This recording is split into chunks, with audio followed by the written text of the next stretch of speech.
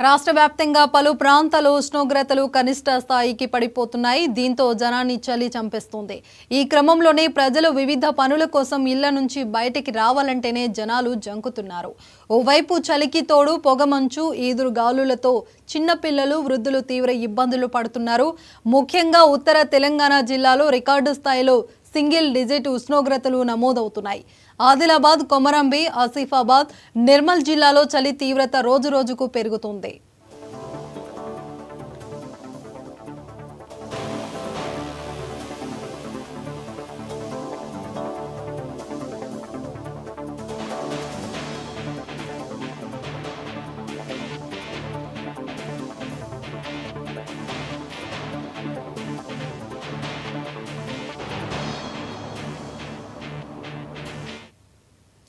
హైదరాబాద్ నగరంతో పాటుగా శివారు ప్రాంతాల్లో మంచు కంపేసింది. ఇక చాలా ప్రాంతాలు 15 డిగ్రీలకు దిగువన ఉష్ణోగ్రతలు పడిపోయాయి.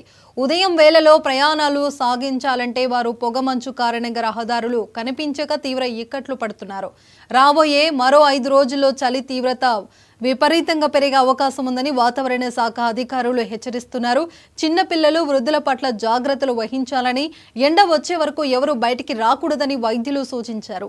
పొగమంచు ప్రభావం ఎక్కువగా ఉండటంతో వాహనదారులు ప్రయాణాలు చేసేటప్పుడు కొన్ని జాగ్రత్తలు తీసుకోవాలని అధికారులు సూచిస్తున్నారు.